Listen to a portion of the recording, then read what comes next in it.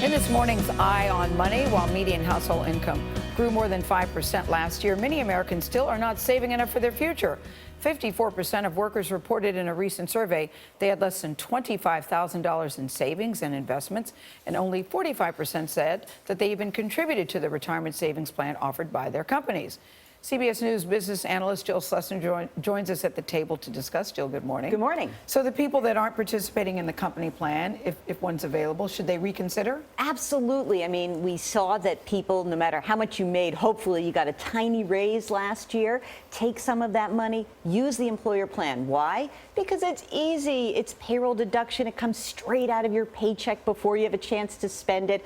I know the limit is all the way up to $18,000 for individuals, another $6,000 if you're over 50, but any amount is really great, especially if you have a company match. And there are now options for those who do not have employer plans at their disposal. And what we know is that most people who are not putting money away for retirement, they're not doing it because there's no plan available. Yeah. But the government has this plan that's been around for about a year or two. No one's really talking about it. It's called the myRA.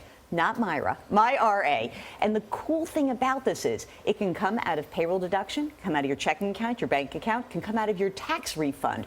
And the way it works is you can use a tiny amount, maybe $10 at each contribution interval, and it goes into a government bond. So the one downside is there's just one investment, right? It's like the Henry Ford vision of retirement. One car, it's black. But 1.6%, it's a safe investment, and it sort of acts like a Roth IRA. So you can save up to about 15 grand, and then you can roll it into a private plan, but it's a great way to get people interested in retirement and make it available to them. If you participate in your employer-sponsored retirement savings, how can you supplement that or add to it? Well, there's a couple of reasons why you might do that. Number one is a lot of the plans that are offered are kind of clunky and bad, especially if you work for a small company. So maybe what you do is you put in enough money to get the match, and then perhaps you would use a regular IRA, traditional IRA, or a Roth IRA.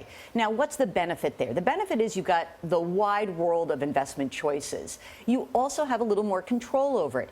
And in the case of a Roth, what you would be doing is you put an after-tax dollar into a Roth IRA. It grows tax deferred. Later, when you retire, you don't pay any tax on it. With a traditional, you can put money in, you get a contribution, you get your deduction up to a certain income limit, but when you do retire, you must pay tax on that. So many people say I'm living paycheck to paycheck. How in the world do you expect me to save anything? Well, I always wonder about that. Yeah, and you know what the answer is? In every survey, when we look at the numbers, people say, could you save actually $5 or $10? And guess what the answer is? Yes. Okay. So just any little bit helps. All right. Habit.